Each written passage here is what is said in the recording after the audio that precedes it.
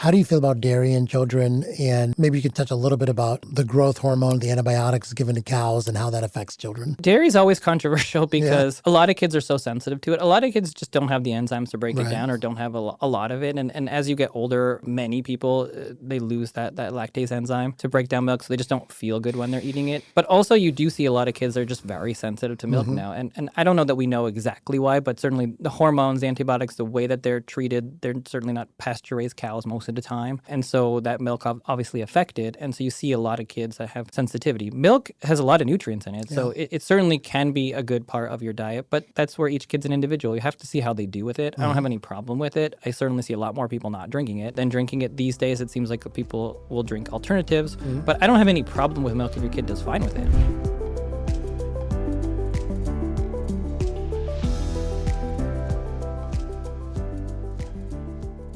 Dr. Joel, so good to see you. Thank you for having me back. Yes, that was such a great conversation last time, and we didn't get a chance to cover everything I wanted to cover. There's a lot in kids' health. There's more than just vaccines, even though that's what it seems like I'm talking about every day. Yeah, you talk a lot about vaccines out there, and we certainly had a great episode breaking down all of the crazy information people are getting right now from not just social media, but the government too around vaccines. And you wrote an incredible book, Between a Shot and a Hard Place, that we recommended on the last podcast for people that are going through this live right now. There's a lot of people out there having kids, and now more than ever, they have the opportunity to make an informed decision about vaccines. Yeah, and I think it's really great that we are able to talk about it now, but it is, I think, just a bigger issue in general, the fact that we need to be able to talk about everything. Yes. And there's so much controversy going on right now, not just on vaccines, though we hear a lot about it, but on food and on social media influencers and really just pretty every topic seems like it's a war. Everything's very divisive, even though when you're in the office, most people are somewhere in the middle. Right. But that's not what you seem to hear ever. Yeah. And I think that's like a huge benefit that you and I have, is that we actually see people and talk to them. Dozens of people every day sometimes, right? And having a clinical practice, you know what's going on in reality versus a social media influencer that is either a biohacker or talking to people one-off and then just screaming it into social media. Yeah, it's very important that more and more practitioners get involved in social media. I think because that is where people are getting their information from. You can fight it, but that's just the reality of the world. I certainly fought it. When I went through medical school, there was no training in social media. There wasn't much of it at that point. I mean, maybe you can hang out with your friends on Facebook or something like that, but it wasn't important like it is today. Right. And I think most young people and young parents are getting a lot of their health information, parenting information from social media. And most doctors especially are terrible speakers. They're scientists, super smart people, but maybe not social media trained. And I think that's a big problem, that individuals who maybe don't always give the best advice have the huge platforms and can get things to 20 million people in a second, whereas a doctor who has really good information can't. Right. And I'm glad to see it changing. I'm glad to see more people are doing it. I'm glad I got involved. I mean, I hated it a long time ago, and I never would have. And my wife was like, no, you need to get an Instagram. I was like, why? And now, all these years later, it was good that I did it. Right. But I think that we have to be very mindful that a lot of the people that have the best information don't have the platforms to get that info out there. Right. I think you're absolutely right about that. And I think it's really important for people that are getting information from social media is to look at who's putting the information out there. There's another huge problem. A lot of people use the term doctor when they don't really have the MD degree, right? Yeah, and there's a lot of great doctor non-MDs out there. I mean, doctor could be PhD. A lot of times chiropractors use that, and they are all technically doctors, not a physician. And there are a lot of chiropractors that know way more about a lot of topics than doctors do. So it's not that you can't listen to them, but I think people use that term sometimes and they don't realize what it actually means. And I think that's just a failure of wording. Like there should never be that same word. It should be two different words, and that would just make it simple. And a chiropractor can give great information, but you would know it's from a chiropractor's lens versus a medical doctor's lens, which I think are a little different because the training is just different. I mean, it's the same thing as, do I know what a nutritionist knows? No, I don't. They spend 5-6 years in training, maybe more, learning about food. I might have a couple of classes, if anything, or maybe I learn it myself, but I'm not a nutritionist. So I think that's really helpful. But it's hard for parents to know sometimes. And that's why I think, I do get asked a lot, like, how do you know who to trust? And how do you know what to listen to? And for me, I think that comes from relationships over time. So following people, listening to them, the more that they're honest about things, the more that they can talk about things that they've gotten wrong in the past, I think that helps to build a relationship with them, through social media, that you can trust them a little bit more. Anyone who's telling you just to trust them, they know everything, that's usually a big red flag for me, because the people that I really respect, they say, no, don't trust me. Like, go research it yourself. This is what I believe. Go look at it yourself, get different opinions. And I think that's what parents have never been trained in, right? We've never been trained in how to aggregate this information for something useful. And that is a really important skill, because there's so much noise. There's so many people saying, it's like, oh, eat a carrot. No, carrots are going to kill you. And you're like, okay, what do I do? Yeah, exactly. It's so true. I think also a lot of people have, for many years, gotten information from our government, right?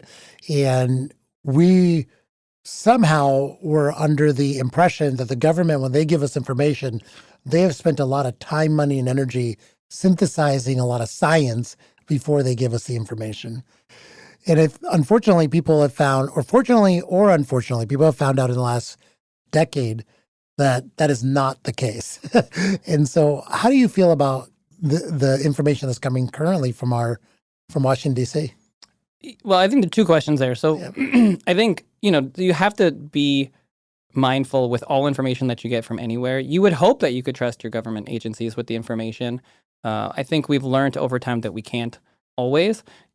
Generally, we would hope and expect that information is a synthesis of the best data out there. And that's what they're supposed to be doing. There are a lot of great committees out there that do, whether you're talking about ACIP for vaccines or nutrition councils. Their job is literally to sit there, to look at all the data, to synthesize it to the best of their ability, and to come up with recommendations. And you would hope that you could trust that, and oftentimes can trust it to the best that we can trust something. But I do think we're in this weird place now, because we realize how much has been funded by the industries that they're supposed to be protecting against, and how much we've been influenced by that. And even just as a doctor, you really, at least for me, I sit back now and I think, like, how much of what I know is influenced by pharma? Because we go through medical school and you don't think that you're biased, but you really are biased towards pharma, because pharma pays for a lot of the med school.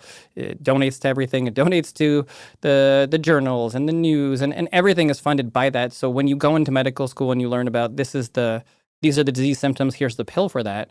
Okay, I mean, obviously we want pills. We want to save people.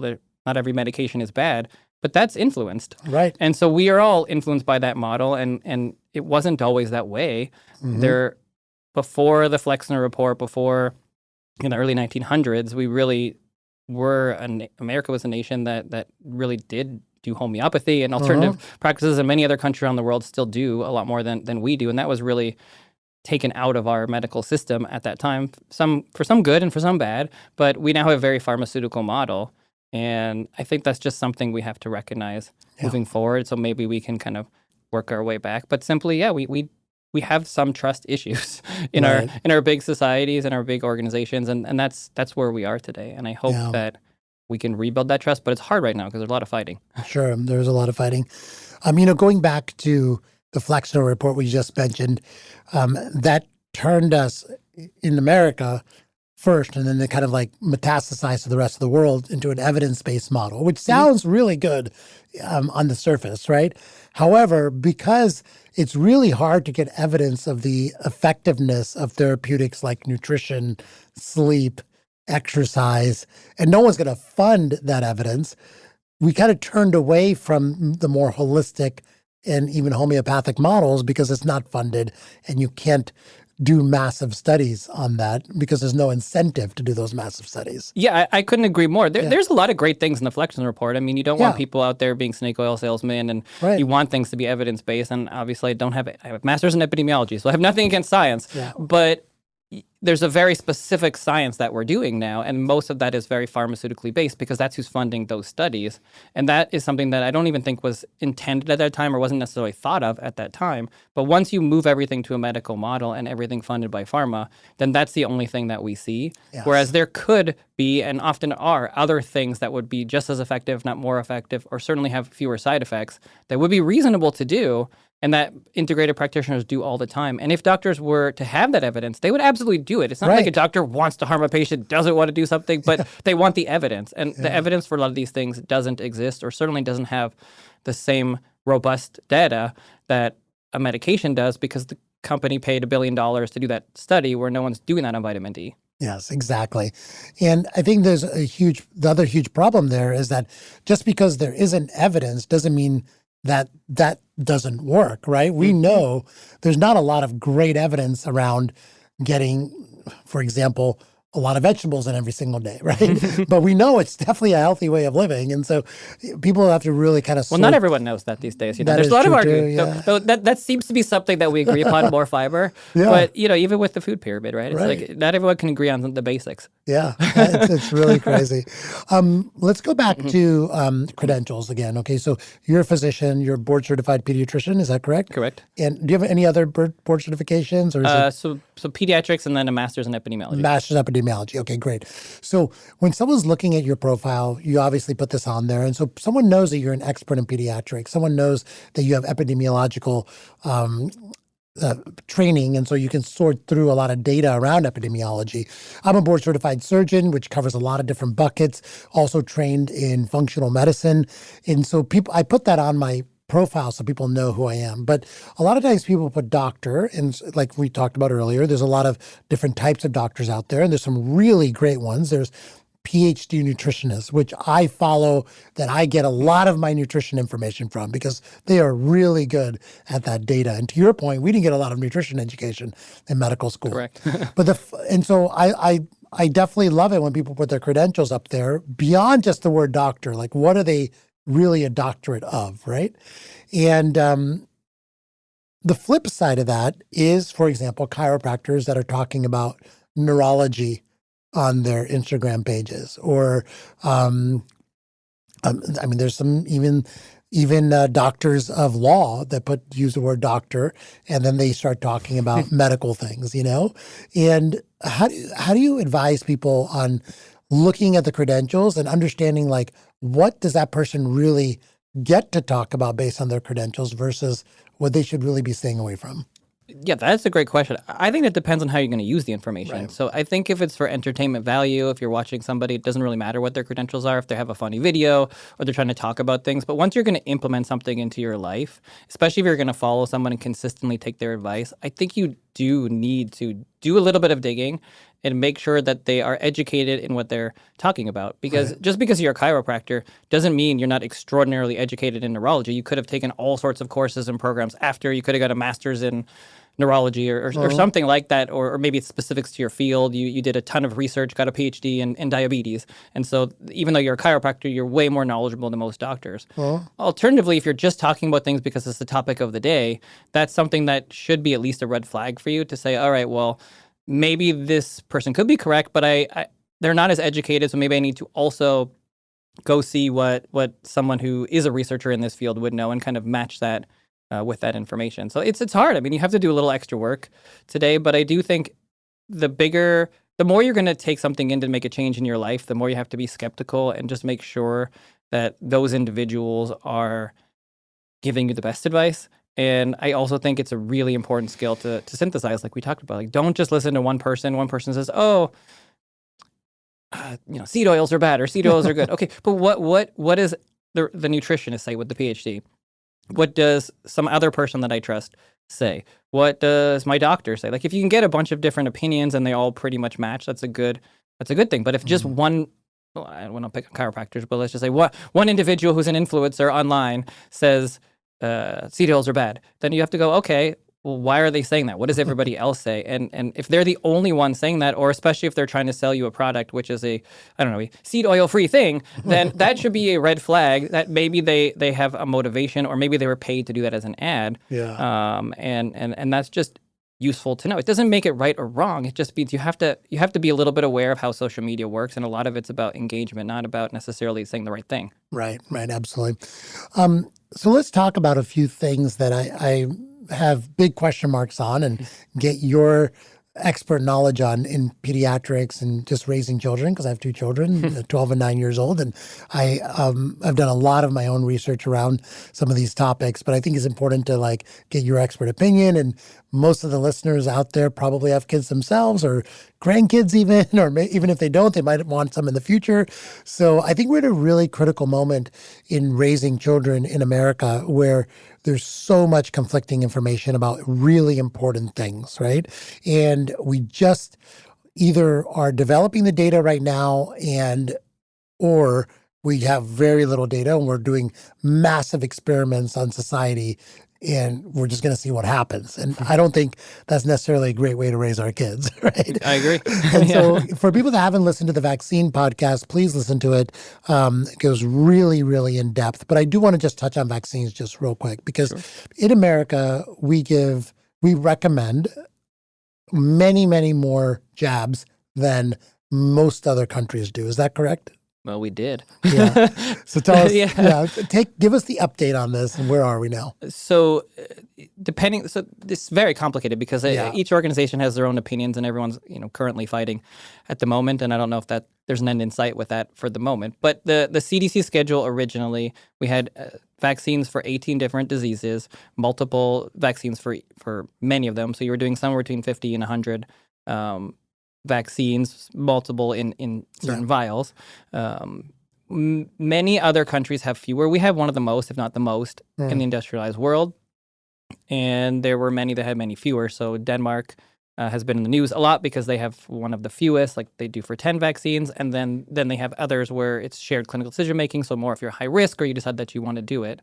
So they have a much lower recommendation. Many of the other countries are somewhere in the middle, maybe somewhere between 12 and 15. So those were the kind of extremes. Recently, the CDC, HHS came out with a new schedule, moved it more to look like Denmark. So we're doing the same 10 plus chickenpox, so now it's 11. And then a number of vaccines are no longer on the standard recommended schedule. They are shared clinical decision-making. So we're talking about hepatitis B, hepatitis A, rotavirus, and flu. Those are now up to the doctor to discuss shared clinical decision-making versus on the standard recommended schedule. But the American Academy of Pediatrics and many other organizations don't agree with that. So they have kept the schedule the way that it was before. So technically there are fewer recommended vaccines on the CDC schedule, but still most people practically are doing the exact same thing as before and haven't really taken that advice and started doing it yet. So what does the parent do? Say we're having a baby and in the next 6 months, what are the vaccines? Should I follow the CDC schedule, American Academy of Pediatrics? Do I listen to my pediatrician? Who knows which one he's or she's looking at? What does the parent do? Yeah, well, the good thing about what has happened is it has increased people's awareness about vaccines, which I think is important because everything at the end of the day should be a discussion with your doctor. And if you have questions, I think if you can get educated, you can read some things, some different books, some different articles. You can at least have an understanding of what's going on. So you have a great place to start with your questions. If you want to do the American Academy of Pediatrics schedule and do all the vaccines, that's pretty easy. If you want to do anything else, then you're going to have those discussions with your doctor. And I think that's where the education really comes in. It would be nice if you didn't have to do that, if you could just follow the schedule and it's simple, but that's certainly not the case right now because everybody's arguing and doesn't seem to want to sit at the table together and have a discussion. Yeah. So I think it'll depend on your values. You're going to have discussion with your partner. You're going to have to decide what you feel is the risk level that you're willing to take. And most of the vaccines are still similar on both schedules. So regardless of which one you follow, especially at the beginning, it's not going to change all that much. Right. Hepatitis B is probably the biggest one where there's more discussion around that. But even still, hepatitis B is very, very low risk if you don't have hepatitis B. So it's not, to me, the end of the world if that's the discussion point right now. The other ones like measles and whooping cough and polio, and they're still recommended on all the schedules, so that doesn't really change for the parent. But it's confusing. It's confusing when even our organizations can't agree, different doctors can't agree, and it's really, to be very frustrating that the organizations are not talking. Like you have HHS pulling funding from the American Academy, the American Academy of Pediatrics suing them, not sitting down at the table. Like I listened to the former president of the American Academy speak. And it was frustrating because they just decided they don't like what's going on, so they didn't go to the meetings. And I don't agree with that. I think they need to be there. I think everyone needs to be at the same place at the same time. And even if you totally disagree with the direction, the only people that are going to change it are going to be sitting there, having discussions, making your points. And I think that everybody's talking over each other right now. Nobody's talking to each other. Agreed. And everyone has the same goal, which is healthy kids. They don't agree on how you get there. But maybe there's some common ground that doesn't involve lawsuits if everyone sits at the table. But that's where we are currently. And I hope that changes. Yeah. I think some of the biggest issues that we talked about, the last time we talked about this was, number one, is it a highly communicable disease, right? And so that's not just protecting the individual, but also protecting society. And we also talked about how new the vaccines are and their mechanism of action. Like, is it a live attenuated vaccine versus a dead vaccine versus an mRNA vaccine?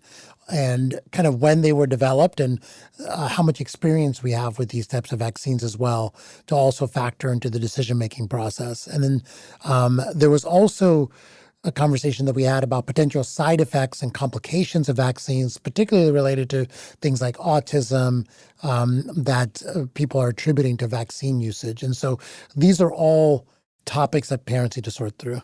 Yeah, I think you need to be educated on, first, what the diseases are and how risky they are to your kid and how common they are, what's in your area, what's going around. I think that's really important so you have a understanding of what would you even be protecting against. Yeah.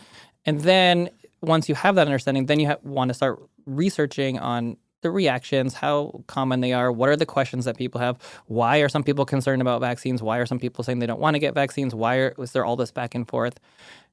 I think at least if you have a little bit of that understanding, it helps to put that into perspective so you can at least ask some educated questions. But if you just watch online, people are just tuning out. And, exactly. and that's not helpful either. And that's why I think, my Substack is doing really well right now, because I talk about vaccines but try to be in the middle, and sometimes I'll be like, well, here's the perspective, but here's the other perspective. and you're not getting a lot of that. No. And that's why I've tried to do that, but I'm not a part of that. I'm not part of HHS. I'm not a part of what's the inside decision, so I don't know what they're thinking. I can only try to decode it from the outside. Right. But I think that's what we're going to need more of. And I really, really hope that things settle a little bit. And I know that some people don't like Secretary Kennedy. Lots of people don't like him. But ultimately, you have to ask, well, why is he doing what he's doing? He's doing what he believes is best for kids. You can agree with it or disagree with it. But I do think if he can be presented with different information, the organizations will eventually, hopefully, be able to work together, find some middle ground. They may not agree on everything, but when does anybody agree on everything? Right? That's not realistic that they're going to have to agree on everything. But I think hopefully they can find some way to sit down together and to stop suing each other and to come up with some unified guidance for parents, which is what they're really looking for, because otherwise you don't really know who to trust, and that's worse. Yeah. I think, the pendulum was so far in one direction for so long, and the current secretary and administration has pushed it all the way to the other direction. And now it's time to find that middle ground again. Yeah. And hopefully we will. I mean, that seems to be the way things are these days. They're very extreme, but I would hope that there's room to find some more middle ground and things will not be as extreme, but we'll see. I don't know. Do you see anything new coming in vaccine technology that could change a paradigm? Well, I mean, the mRNA technology is the new main thing, right? And so the real question is going to be whether that's going to be used for other infections, other diseases, because there's a lot that was researched on it, and it's such a controversial vaccine now because of the COVID vaccine, because of the concerns around side effects, and certainly the potential lack of efficacy over time. Those are all major concerns for that platform. So even just as recently, just very recently, even the flu vaccine for Moderna, there was applications on that, and it's not even being looked at right now by the FDA because there are just concerns around the trials. But there certainly is potential for that technology. Maybe it's not going to be for respiratory viruses. Maybe it's going to be for more severe things. There certainly could be some potential for cancer. A lot of people would trade a lot more side effects for cancer, right? So it's a much more severe, potentially, disease. If you already know you have cancer, you're terminal or you have severe disease, well, you're much more likely to be like, I have a 1 in 1,000 chance of myocarditis. Okay, cool. Like I will take those risks. So I think that research needs to continue, and there could be some usage for that in the future. Maybe for very specific diseases, it could be very useful for you. So there's a lot of potential with that technology, but it has to come with appropriate safety. So I think that's where we're at. I'm sure there's all sorts of other technology that they're working on too, and I would hope so. I mean, we really haven't had a lot of change in vaccine technology in a while. And maybe there are ways to do things more orally, skin patches, other things that we can do. Like, is it not possible if we have some of our vaccines that are oral? So maybe you could just take a drink, and you could get your whooping cough, your RSV. Maybe that's possible. You could just take one, and it's all in there. I don't know. Yeah, that would be fantastic. So, okay, moving on to other topics, in especially related to children. The food pyramid just got flipped upside down, and we know that the original food pyramid did have a lot of funding behind it from organizations that pushed their agenda for selling more of their products on the original one. And now we have a new food pyramid that is exactly the opposite of that. And so maybe you could take us through your thought process on the food pyramid and specifically how that affects our children. Yeah, I'm a big fan of the new food pyramid. I think there's as soon as it comes out, because of Secretary Kennedy, there's so many people that just get angry about it. And that, again, is unfortunate because you shouldn't have a political view of all of these things. I know it always gets that way, but you have to look at each thing individually. You can dislike 99% of what he does and 1% of what he does. If you're like, well, we're going to focus on more food that is healthy, real food, decreasing sugar, decreasing ultra-processed chemicals. Those are all things that everybody agrees upon. Right. So when you're going to have a new food pyramid that focuses on that, that's a good thing. And everybody should be behind the basics of these changes. And then people say, oh, but we had those changes before. We have made those things 10 years ago. We have My Plate and other things. But nobody knows about that. No. Nobody heard about those things, or they certainly didn't. Certainly in the nutritionist world, they did. But the reality is those things failed. The pyramid, at least back then, had really good marketing. It was something that people remembered. You still remember the pyramid. And I think most average individuals never heard of My Plate or the other things that came after it. They still think of the food pyramid, and that's what they base upon. For whatever reason, it's got very good PR. Yeah. So flipping the pyramid, talking about the pyramid again, I think is good PR and certainly something that people heard. And even if you're reiterating a lot of what was in the recommendations after the old food pyramid, even if it's similar, it doesn't matter. If you're rebranding, like, that's what good business does, right? Yeah. You can have a great product, but if nobody knows about it or nobody's following it, then it doesn't work. So I think it's a lot of rebranding and then a focus on very clearly stating ultra-processed food is bad. Too much sugar is bad. We need more fruits and vegetables. We need more protein. We need more healthy fats. Don't be so afraid of saturated fat or meats like we were some people were in the past. And I think that's all good. I think that's what you want. We need a messaging that's very clear. This food is bad for you. This food is going to kill you. This food is going to make you sick. We're seeing skyrocketing chronic disease. Not every country has this. We need a clear, unified message on that. And that this pyramid does that. So that part is good. You can argue the minutia. You're going to argue the minutia always. Someone's going to have some sort of comment, but that's not the bigger takeaway here. The big takeaway is real food, healthy food, cook at home, cook more, local food. That's important. If we do that, we're going to change our health drastically in America. Yeah. And then, the other piece of this, though, is that we have such an incredibly huge amount of ultra-processed food out there, and a lot of it is geared specifically towards our children, like in the cereal aisle, waffles and pancakes and all this stuff in the frozen aisle. How does a parent kind of fight that? Yeah, well, there are two things. If you have a little kid, before the age where they're going to be asking you for specific things, you have all the control, so just don't buy it. Right. I think that's really important for the little kids. Like, don't introduce them to it. They don't need any of that ultra-processed food in those first few years. Don't expose them to it. They don't need to know about it. They won't crave it because they've never eaten it. And, if you go to a party, you eat, okay, fine. But at home, you're just not going to have it, and they're not going to really know. Once they get older, that's where it certainly gets a little bit more difficult. If they're seeing it other places, then I think it comes down to explaining to them at an age appropriate level, like, this is the food we're eating at home. We're not going to buy that. It's not good for you. It makes you feel bad. It's going to make you sick. You're not going to grow as well. Whatever it is, the wording that you're going to use, most kids will understand that, and they're not the ones doing the purchasing. You are. So you just don't buy it for your home, and then at least if they're out in the world, they eat a little bit of it. It's not the end of the world. The hardest situation is the family that wasn't really aware of this at all and was buying lots of ultra-processed foods and wants to change it. I think at that point, it's just really important at this time to understand that that's part of parenting. And we have a very sick country in general. 50% of kids have a chronic disease. And if you want to keep eating the same way, that's your right to do it. But most parents don't want kids that have diabetes or obesity or all sorts of autoimmune conditions. And if we keep doing the same thing, we're going to continue to see those numbers rise. And right now, if you have two kids, one of them is going to have a chronic disease. That's the statistics. Right. So I think it's okay to say, look, we're not going to buy these things anymore. I want you to be healthy. These foods are not as healthy as what we need. I'm going to try to cook more. We're going to have more foods. You're not trying to get them food that they don't like. You're trying to get them healthier food that they do like and include them, take them with you, give them options, read labels. There are ways to do it in a much healthier way. And we're lucky that we do have a lot of options out there at the store. And not everything necessarily costs more. Some stuff does, but it doesn't always. And at least wherever you can with whatever you can afford, you're buying more local produce. You're buying more things that you know what the words are, that are fresh. At least if you can get more of that in, then they're getting those nutrients. So it's possible to do.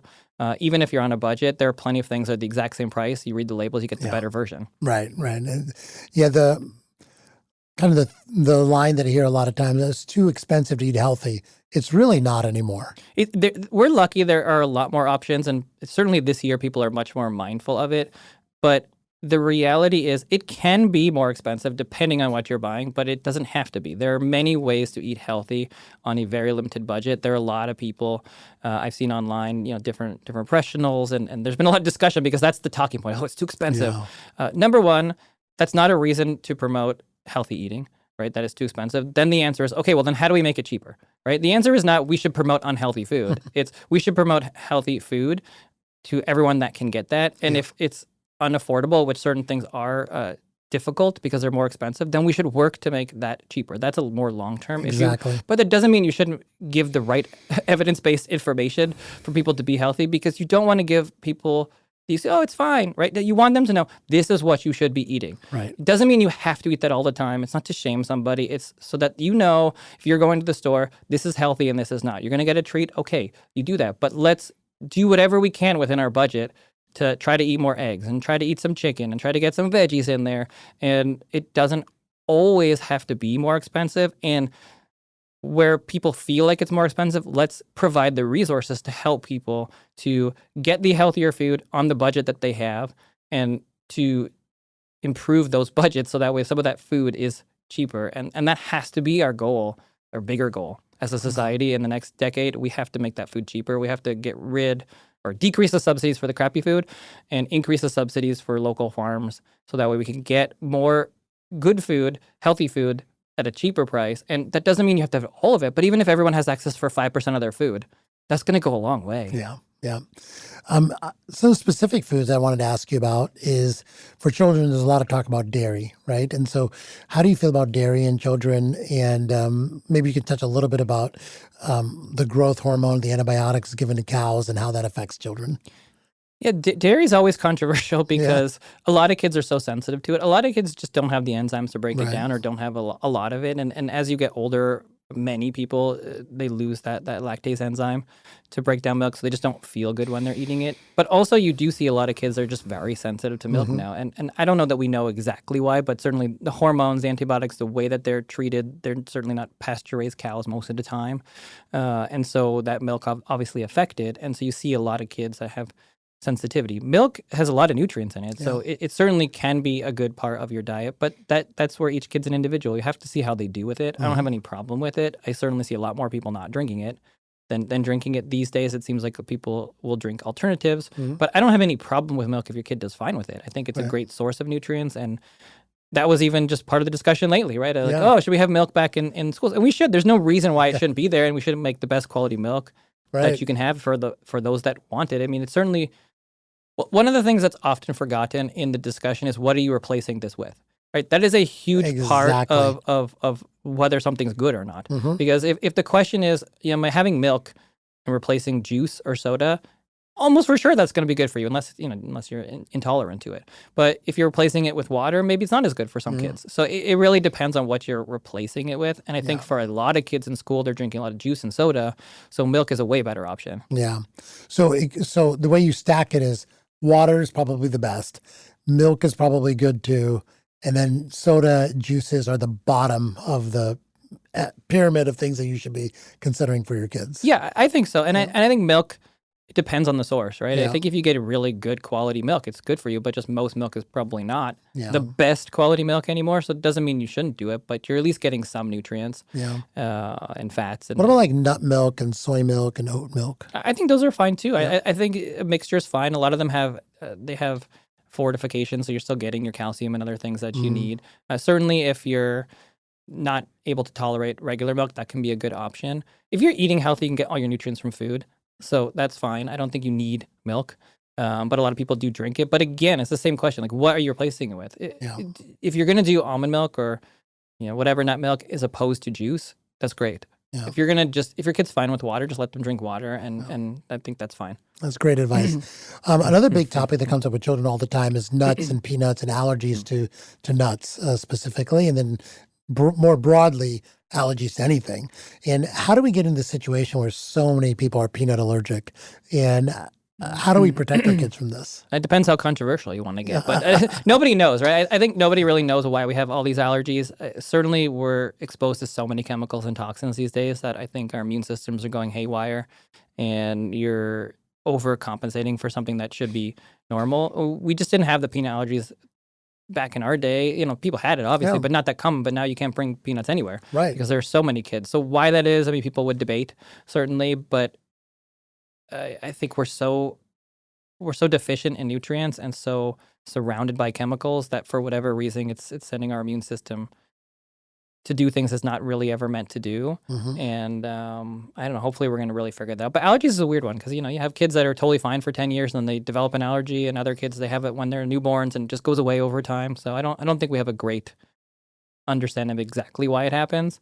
But I do know for sure it's happening more. It's happening way more. Like, you look at the statistics, it's been doubled and tripled over the last few decades. You probably see a lot of kids in your practice with peanut allergies. You get some. I mean, we definitely have plenty of eczema, allergies, autoimmune conditions. People in my practice fairly health conscious, so I think it's a little lower. I mean, certainly lower than the statistics that you see, but you definitely see it. And I certainly see people come because they have that. But it's a lot more than it used to be, at least by statistics. So I think that's a real thing, and we will need to figure out why, but probably it's a lot to do with our food and toxins. And there's some newer therapeutics out there that I saw. I don't know if they're new, but they're new for me. Is giving kids through the internet. They send you allergy shots that you can give your children, right? And how do you feel about that whole method of treating kids with that? It depends how severe your allergies are. So certainly allergists mostly were the ones administering it, and you would get low dose allergy therapy, and the research is very good. So especially for severe anaphylaxis, I've seen numbers as high as 25 to 50% improvement for kids with peanut allergies. So if you have anaphylaxis, you shouldn't be doing it at home. You should be doing it at the allergist, because oftentimes what happens is, because you're going up on the dose, you're getting a very tiny dose, but you're going up slowly, and you're never going to know where you're going to have a reaction. So you give a dose that's slightly high, your kid can have anaphylaxis. So you want to have that those doctors there to make sure in case that you need it. But low dose therapy makes a lot of sense to me. You're showing your body a little bit of the allergen, and hopefully over time you become more tolerant to it. So the theory is very logical to me, makes a lot of sense, and it's kind of homeopathy in a way. If you think about it, it's weird because people like kind of poo-poo homeopathy totally, but it's like obviously a much lower dose, but it's a very similar concept to me, just with a real higher dose as opposed to like a very minute dose where you have it in homeopathy. But that kind of theory has been around forever, giving your body small amounts so it becomes tolerant. So I think there's a lot of logic to it, and people definitely find success. Some, not everybody, but some do. Okay. I recently got an email from you about seed oils, and you broke down the science around the big seed oil controversy online. So what are your thoughts on seed oils? Seed oils is one of the craziest topics of, I think, this last 2 years, right? Because so I went through it because I thought it was just so interesting. Like, even my journey with seed oils, because I don't know, maybe 5 or 10 years ago, I wouldn't have thought about it, right? I mean, I was still mostly cooking with olive oil, but that's just because I did that. But it wasn't really so thoughtful of like, oh, I'm so against canola or anything like that. And certainly many, many years ago, I didn't think about it at all. And my parents definitely used seed oils sometimes. My parents did. Yeah. I mean, the canola bottle looks super healthy. So Yeah. that's what my mom bought.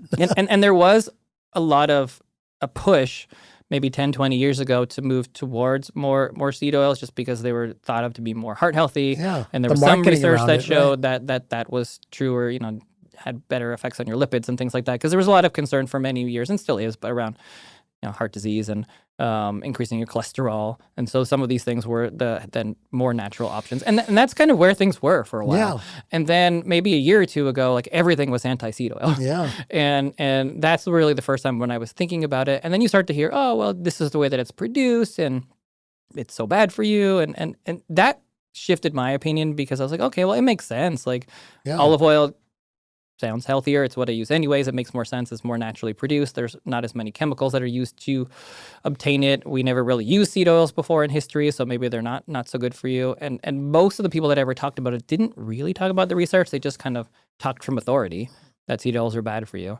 And then I started seeing so many conversations about seed oils pop up on podcasts and shows and debates, and people that are very respectable in the nutrition world, PhDs, that would say, like, this is crazy. Like, what are you talking about? The research doesn't show that seed oils are bad for you. And so that was really interesting to me because I was really thinking that seed oils were bad for you. It made sense to me that not terrible for you, but not good for you. And it makes sense to say, don't take seed oils, eat something else as much as you can. But that's not actually what the research shows. And the more that I listen to the experts talk about it, the more that you see that the research doesn't necessarily show them to be bad for the outcomes, which we really think of, like heart disease and cardiovascular disease. I think it's still up in the air. I don't necessarily personally think that seed oils are great for you. I think they're probably olive oil and avocado oil and using butter and things that are more natural are probably going to be better for you in the long run. And there's some concern that maybe over the long run, seed oils could be inflammatory. But at least to me, the research is not very clear that it's so bad for you that I don't think you need to be worried if you use a seed oil every now and again, or if you go to a restaurant and they have it. I don't think you need to be very dogmatic not to have a seed oil, at least based on the research. If you want to never eat it, I think that's fine. But going back to what we discussed before, what are you replacing it with, right? That to me is what's so important, and a really great point that some of the nutritionists make, because a lot of people, that's either what they can afford or what they have. Right. And if that's going to get you to eat veggies because you're going to cook in that, then that's good. You don't want to not have any oil and no veggies. I think seed oil plus veggies is better than no veggies. So if that's what you're going to be able to use and that's what's available, then I think that's totally fine, and we need those veggies. Right. So that's where I've landed, but it's been back and forth. Yeah. And I think it's, to me, still a little bit undecided yet, because I still, if I had my gut, I still feel like seed oils are not that great for you, and we haven't found that research as to why it's problematic yet, and maybe that's a part of long-term inflammation, but the research does not show that they're a problem. Yeah, I'm kind of just as confused as you are, but my gut is still that it's really not that great for you. One of the things I think we need to do a lot more research into is how does it affect your actual gut? How does it affect your microbiome? What short chain fatty acids are you doing with it? Like, there's so many things there as well. Yeah, because maybe it's affecting in terms of allergies, autoimmune conditions. Like maybe that is actually one of the factors, which is long term, which most of those studies were never really looking at. They were looking at cardiovascular disease, death, and if they are mucking up your immune system in some way, that would be really useful to know. And are they doing that more or less than olive oil or other things? I don't know. My guess is they're pretty industrially produced. They are. And it's not that using chemicals is inherently always bad, but it just seems like when you look at that process that there's probably something that we're losing there. That's probably not that great for you. That's my gut. My gut is that it's not that great for you, and I would still choose to do the more natural thing. But you could be wrong. I could be wrong.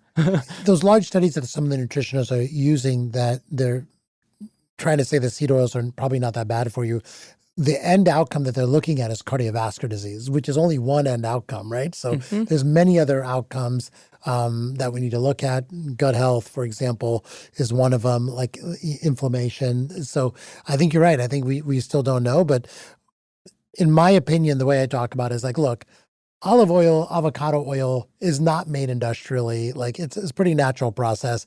If you just YouTube, how is a seed oil made, you can see like it is a big chemical experiment just being thrown together in massive factories. And because it's, because the color's horrible, they take the color out of it, they change the consistency. It's a lot of manufacturing basically. And to your point, like that might not all be bad. We just don't know. But why wouldn't you just go with the more natural one anyway? Yeah. And the other point that I've heard that a number of very pro seed oil people have made that I think is very relevant to whether you're making these choices is they always say, well, a lot of seed oils are in foods that are not that good. And so that is very logical and very common sense. And most of them concede, well, even if you stop taking seed oils, even if it's not that bad for you, but you stop eating all those other foods because you're not eating seed oils, so therefore you're not eating all that crap, then that's going to be a good thing. So sometimes for taking out seed oils can be good just for the fact that you're going to eat way healthier because you're not going to eat any of those foods that have the seed oils in it.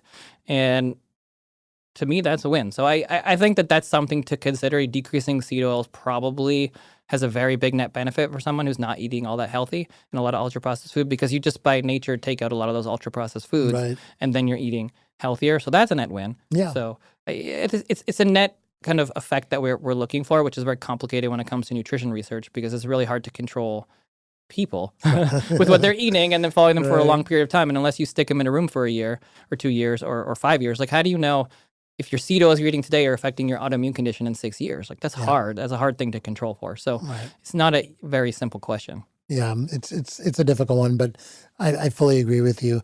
On the food topic, I feel like we've covered some good ground there. Is there anything that I've missed? You talk about with your patients a lot, and you're in the clinic every day, so would love to hear what your clients are coming in talking about food-wise. Well, I mean, those are the big ones. Seed oils is a big one. Milk is a big one. Gluten's always a big one. Yes. So, yeah, I think it's the same thing as dairy.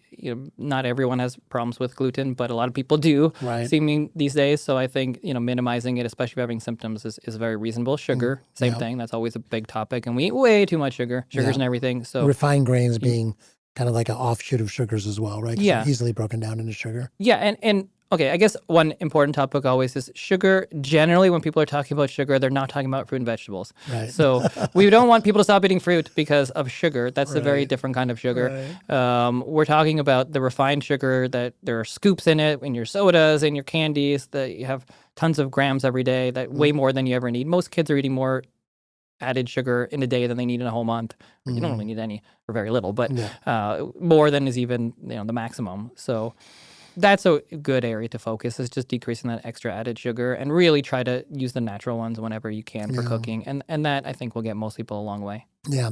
I think one important fact also about sugar that many parents should consider is that when you give your kids sugar like every day, or they have free access to candy, they actually need more of it over time to feel that sweetness and that energy burst, right? And Absolutely. So they get more of a craving for it, but they also get less of an effect from it, which is then puts them into the spiral of just needing more and more. Yeah, and a lot of times it's just in food that makes you crave it more, as opposed to getting something with fiber and the other nutrients that helps to satiate your body, so you're not eating a ton. Right. So I mean, the companies know they've created all this food so that you want it more, that you have to eat more, that you have to buy more.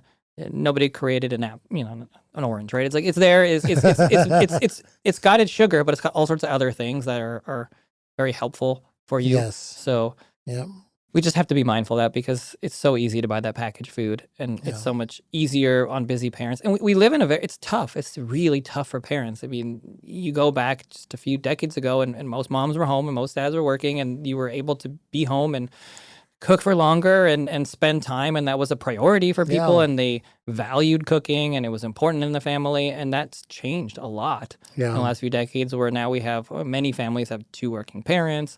Food's not all that important to a lot of us. When we were growing up, it was faster, cheaper, easier, and we lost health, we lost cooking, we were never trained in it, and I think we need that pushback, and hopefully that's one of the big messages coming out of the food pyramid and just, I don't know, Maha, or health in general right now. The most positive, like that's what we have to get back to. You have to prioritize cooking. It has to be important. And I know it's tough and it's easier to grab something, but we're seeing the effects of that, and something has to give, and what's given is our health. Yeah. And we have to find a way, and this is bigger than just each family, but we have to find a way to find some balance and to prioritize food, and to make sure that families have that time to prepare food and have the ability to buy food and have the ability to afford it, which these are big topics, but that's important. That's why we're here, because it's really easy to take a snack bar and tell your kid to go versus spending all day cooking for your family of five people or whatever it is. Like, that takes a lot of time and effort that just a lot of parents don't have, because the mom's or dad's not home. Like, both people are out, and who's home cooking all day. They're just not an option for every family. Yeah, exactly. Yeah, I think for most families, it's more of a question of time versus affordability as well, because the affordability, another aspect of it that is more and more true, the better the food companies get at making processed food, is you end up buying a lot more of it, right? In like industrial quantities at Costco. And because it is hyper palatable and it's not nutrient dense, so your body just craves more of it. And so you think you're buying more food, but the reality is you could eat so many less packages of a vegetable, for example, than the amount of chips that you're eating. Correct. No, that's very correct. And I think that in the next couple of years, I hope that there's a lot of education that's available to everybody, especially those that aren't aware, that feel like they can't afford to eat healthy. I think we need to do our best to provide an understanding for everybody of how they could eat healthy on their budget. Yes. And that is something that is very, very, very attainable, because that's just education. Yeah. And that's just making sure that those things are available at the price points that people have. Right. The harder part, like you said, is time. Yeah. Time is harder because not everyone has time. You might have a single parent who's got 3 kids, who's got 3 jobs. Like, they don't always have the time. But that's something we're going to have to deal with, and it's a bigger issue. But at least from the education standpoint, we can move the needle for a lot of families who might think, there's no way I could eat healthy. There's no way I could afford that. And maybe there is a way that we can help families to understand, okay, well, you can buy this and you can afford this, and this is a meal that you can make, and this is actually the same price. This is cheaper. Here's where you can go to get this cheaper food that's better for you. Like that, those are all things that are possible with the right education from the right people in the right place to the people that need it. Yeah. And that's the kind of support that this country does need, because there's such a wide, there's very wealthy people, very different needs for different populations, but we need to make sure that we're getting to the communities that need it so that everyone can understand how they can afford, what they can afford. And it's not just about being wealthy, because a lot of wealthy people don't buy good food either. So, and even if you're like middle class, people are struggling no matter where you are. Sure. So understanding that you can buy healthy food on the same budget, even if you have a bigger budget, is still important, because I think there are a lot of people that would be considered middle class that feel like their budget is very strained for food, and buy things because they feel like it's cheaper, and they don't even necessarily realize where you could go or what you could get that would be way healthier, and that's just a lack of education, because I don't think our generations were really taught this at all. Like, we really weren't taught it, so you're just buying what's easy. And you may have no skills in cooking. And I've told this to many times before, like, maybe you have to go take a cooking class. Maybe, like, some people need some humility, and, like, maybe your cooking's not that good. Maybe it's not that your kids won't eat the good food, it's that you don't know how to cook it. Like, that's the reality. Like, we just weren't taught it. That's okay. Yeah, take a cooking class. It's a lot of fun, actually. I want to switch gears also, because we have a lot to talk about, is into another big topic. You're probably hearing a lot of questions from your parents that see you with their children. What is the appropriate amount of screen time for a child, and how do they think about screen time? Screen time, so I would say it's a little different for different ages, right? I think for little kids, don't really need a lot of screen time or any screen time. The technical recommendations are 0 screen time before 2. But that's not really realistic for most families, especially with older kids. You might be watching something. And I do get questions often from parents that are so concerned, like, the older one's watching a cartoon and the younger one was watching it a little bit. Like, I'm scared, is it ruining their brain? Nah, I'm not worried about that. It's not ruining their brain. We all watched a little bit of TV when we were little. To me, the big concern when it comes to screen time, especially as kids are getting older, is the ever-increasing amounts of hours of screen time that our kids are getting, where it's, in some studies, like 7 to 9 hours a day on average for older kids. That's way too much. You have to be thinking about what they're not doing during that time. I'm not worried, but you're doing your homework on a screen. You're watching a cartoon for half an hour, whatever.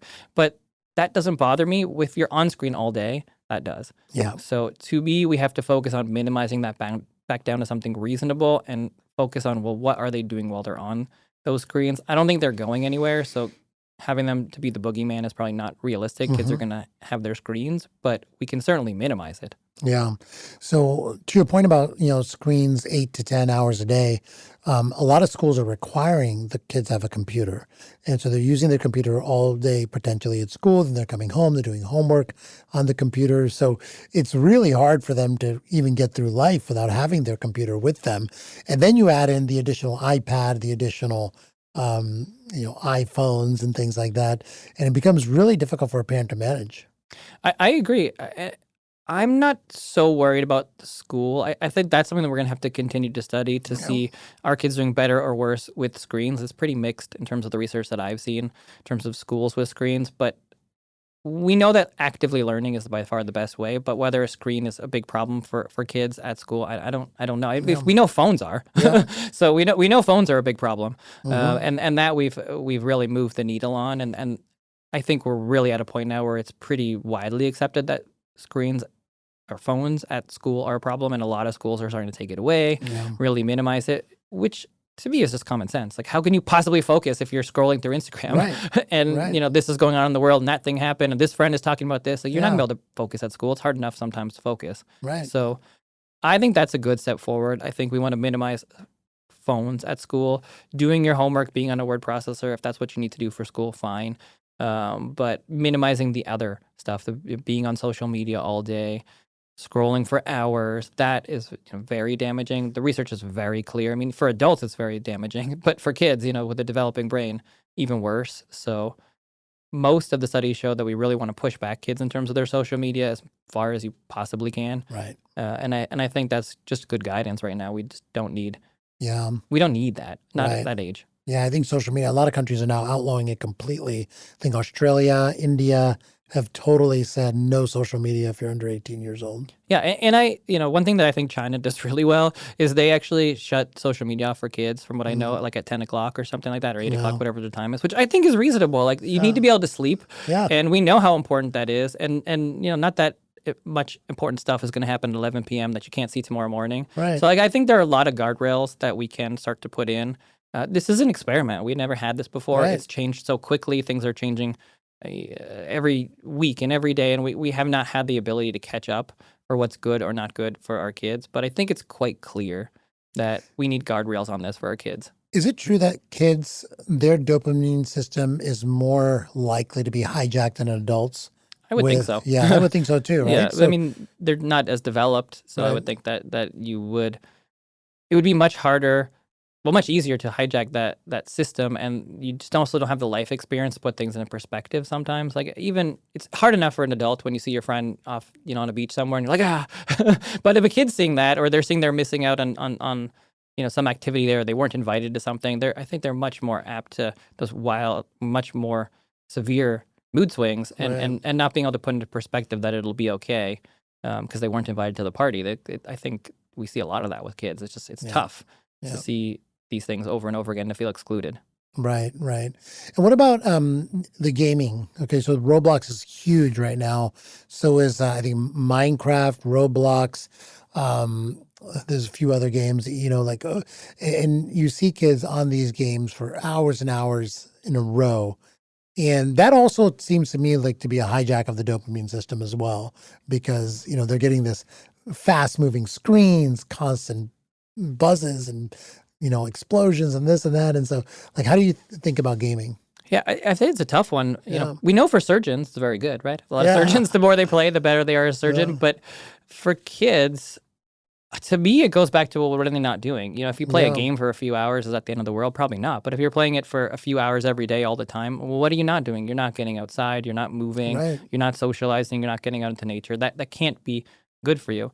Now, if you're making millions of dollars playing video games, which people do these days, but I mean, it's just not that common. No. So I think in general, for your health, which we're talking about health, it's not good for you. Unless you're making millions, then I guess. Do you think there's an effect on kids' ability to socialize if they're socializing purely through like texting while gaming or texting on their devices? Yeah, you if you're not working on your skills to socialize, then you're not going to be very good at it. So I think it's just a different world that people are exposed to, and if you're only exposed to gaming and that's where you get your validation, then that's what you're going to do more, as opposed to being put into maybe more social situations where you're on a soccer team, you're on a dance team, whatever it is, and you start to meet people and make friends in real life as opposed to on the screen, and then you start to build your confidence in that way. It's a new world. I think it's hard because it's hard to say, we didn't grow up with this, so it's easy to say, oh, well, screens are bad, video games are bad, and I think there are some kids that maybe do quite well with it, but I think mostly, if you're sitting in front of a screen all day, it can't be good for you. It can't be good for your health, your heart, your longevity, because you're not moving. So that part is certainly bad for you, and you got to find some sort of compromise or middle ground there. Have you seen that hashtag iPad kids? Mm-hmm. Yeah, where kids go crazy when you take their iPads away. Mm-hmm. I've had that experience with my own kids. Like, why does that happen?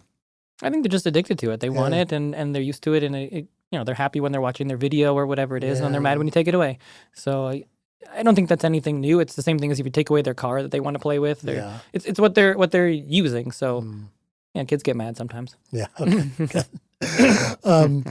On the topic, I would cover a lot. We have a few more minutes, but I do want to cover one more topic for kids, is that we encourage our kids to play sports. And obviously there's a lot of different sports out there that they can be playing. And one of the ones that my son wants to play right now is football.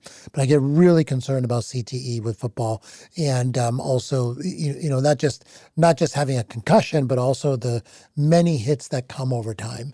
And so is there rethinking of sports with children, specifically sports where there is a propensity to get injured in your head over many, many years that could lead to long-term damage? Well, yeah. We have a lot more research and data now on head injuries and concussions, and understanding that back-to-back injuries, multiple injuries have synergistic effects. And the more head injuries you have, the worse it is for you. We've seen it a lot with boxers and wrestlers and football players and soccer players and people that hit their head a lot. So we know that it's a problem. It doesn't mean you shouldn't play a sport, but it is a known risk for sure. So certainly for those, if you do start having a few concussions, you should have a higher threshold to stop playing that sport if you can. It's definitely identified because you see in all these sports now, they have much stricter precautions. They won't let people come back in. They have to have an evaluation if they get something that looks like a concussion before they can even go back into the game. So even professional sports are taking it much more seriously because there's a very clear understanding that multiple back-to-back concussions have a severe effect on your brain and can lead to long-term damage. And the more that you have in a short time, the more likely that's going to happen. So I think we pretty definitively know that at this point. So I don't think that's not true. It doesn't mean you shouldn't play football, but it does mean that that's a real risk that you need to understand before you're going to play. And I think it's something that needs to be reiterated to kids as they get older, because you do have to understand that you're putting your future at risk if you're getting a bunch of concussions. Not everybody does get a lot of concussions, but certainly it's a much higher risk in football to get concussions, or boxing. I mean, you're getting hit in the head all the time. So you see a lot of boxers that have very severe mental difficulties when they're older. Yeah. But what about not just concussions, though? Also just head injuries that don't lead to concussive type of syndromes? Yeah, I mean, any injury is probably not good for you. So I think that's an issue. But I think any sort of head injuries are much... There's so much more emphasis on that now, so much more research, and none of it's good. Yeah. So I think that's just something that parents need to be aware of, and I think it's a reasonable concern, and a lot of parents do have that concern. They say, you're not playing football. Yeah. I mean, that's an option that you can have. I mean, if your kid's willing to listen to you, then so be it, but they may or may not be. But I think it's a reasonable concern, but you can get hurt doing anything too. So it doesn't mean that you're a professional, whatever, you shouldn't do it. It's just... there's that risk. Yeah, but I do think that parents need to be more aware of that risk, because I think there's also, this is not a controversial topic anymore. It's not like, well, maybe there's a problem. No, it's not controversial at all. Right. We know for sure. That is why even with professional athletes, they won't even let them back in the game after they get a head injury until they get an evaluation, because they know that you let that person back in there, they get another head injury, it's going to be a problem. Like, it's clear. We've seen it over time. Lots of professional athletes had to stop because of that. So they see it all the time, and we have that data because you can kind of see it on screen. But that's the same thing for kids, and you're seeing it more and more in the college level, high school level, before that, where kids get injured and they're not the same after. No, exactly. Wow, we covered a lot of ground there. Thank you so much. I think this is going to be a fantastic episode for, like I said, anyone who has kids or is going to have kids. They're going to learn so much from this. And thank you so much for the updates. And I just think we got to have you back on every year. Keep us updated on what's the best thing to do for our children. Thank you. It'll be all different at that point too. Yeah, exactly. All the rules will be changed for people. You can eat gluten. You can go play football. You can have 100 vaccines. No problem. No, just kidding. I'm kidding about all of that. But thank you so much, as always, Dr. Warsh. It's a pleasure having you. Thank you. Thank you.